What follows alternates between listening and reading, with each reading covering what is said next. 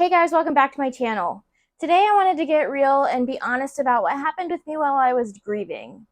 Where I went, what I was going through, and just how much I struggled because it was bad. I don't know if you've struggled with anxiety, but I struggle with it deeply.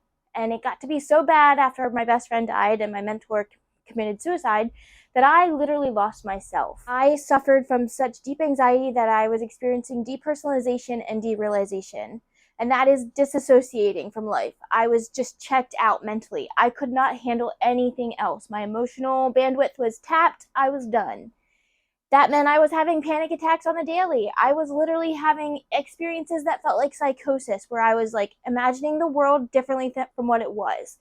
The good news is it wasn't psychosis because I was very much aware of the fact that the world didn't feel real and that the things I was struggling with were not cognitively making sense. But I didn't know how to get through it. I didn't know how to feel my feelings. I didn't know how to regulate my body. I didn't know how to survive. And I quite honestly didn't think that I would ever make it to a point where I felt this good, where I felt like my normal self again, where I felt like I was at full cognitive capacity and I could handle more emotions and I could just be honest and open with who I am and what I'm struggling with. But that took a lot of coaxing and a lot of compassion, and I'm so grateful that I have the partner that I do, because I would not have survived without Greg. His loving kindness was more than I deserved, and the grace that he gave me was just amazing. I was a burden, quite literally. I needed guidance. I needed someone to take care of me, and I'm not ashamed to admit that. I was gonna say I can't deny that, but like, of course I can't deny that. That's what happened. I needed him to be my guide and get me through that. He was my light, and I just followed that light until I was able to stand on my own 2 feet. Because for the longest time, I felt like I was just drowning in water. And when Greg was there, I was able to float on my back and just kind of float through it. But eventually, I was able to stand up and be like, hey, this water's not that deep. The current's a little strong, but like, I think I can get through this. And day by day, I had to stubbornly choose to love myself, even when I didn't want to, even when I hated myself, even when I looked at myself in the mirror and was just disgusted with what I saw. Because I didn't keep up with my self care. I didn't feed myself. I didn't bathe myself. I was a mess. I was a mess for almost 3 years, and I lost myself deeply. I also found myself through that process too. And I'm so happy to be where I am. What I had to realize was that the obstacle was the way. My inability to stand up on my own 2 feet, my inability to just take care of myself, my inability to validate my own feelings and my own needs and my own fears was the obstacle. I had to learn how to trust myself again. I had to learn how to love myself. I had to learn how to care for myself on a deep spiritual and emotional and physical level. Like, I didn't trust my intuition. I didn't trust myself. I didn't trust my brain. Guys, I thought there was stuff in my food. I wouldn't eat food. It would literally turn my stomach because I'd be looking at it and be like, there's something in it. I don't know what the something is. I don't know if it was a bug. I don't know if it was dirt. I don't know if it was just poison. But like, in my brain, there was something wrong with my food. There was something wrong with my makeup. There was something wrong with my clothes. There was something wrong with anything that had a sensory need attached to it.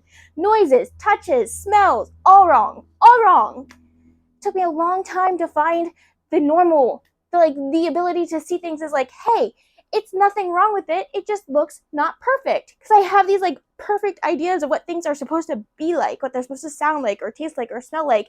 And if it's slightly off, then my whole day was ruined.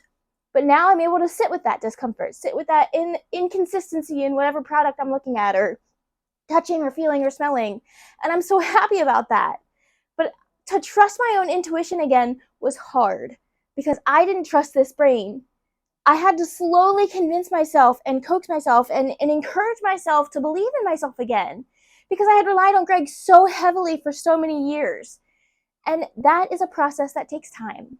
That is a process that takes time, and it's okay. It is just taking the small step every day. Maybe it's just getting up and brushing your teeth. And I'm not ashamed to admit that I did not do that for about 2 years.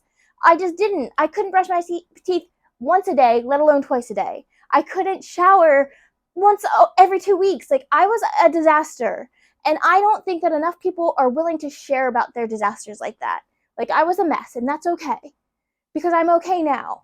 Because I loved who I was when I was a mess. When I was the dirty, disgusting, stressed out burden, I loved that Megan. I loved her so much because she was hurting. She lost the people that she loved so much. She lost her identity because it was built on them. But I've been able to rebuild my identity now on me. I've accepted my autism diagnosis, well, self-diagnosis. That's a whole nother video I can get into if you're interested. But I have a self-diagnosis, not the official diagnosis, although I do work with an autism-focused therapist. But I have learned to love the neurotic, chaotic mess that I am, and I love that I'm sometimes just me. Sometimes I'm boring, sometimes I'm lazy, sometimes I'm tired, sometimes I'm sick. And I love all of those versions too. Shadow work has been a huge part of that. The thing that I had to recognize about myself is that I can make mistakes and still be good. You know, nothing is either good or bad. It's both. It's yes and. And that meant that I can make a mistake and still be trustworthy. I don't have to throw the baby out with the bathwater. I can trust myself to get it right another time. And I can also trust myself to get it wrong another time. That's just part of life. Expect progress, don't expect perfection. Because we will never get ahead if we are just expecting perfection. And expect to fail. Expect to fail at things and expect it to be hard sometimes. But know that you have gotten through every day so far, so you will get through today and you'll get through tomorrow, as long as you keep trying. I gave up hope there at one point. I thought I was done. And I'm so glad that I was wrong. I'm so glad to be back. This was a rambling mess. They're probably going to be a rambling mess until I get back into the flow of this, but I just want to get content out there and I just want to be back. I have my voice again and I want to share it. So I love you guys. Be weird, be kind. Bye.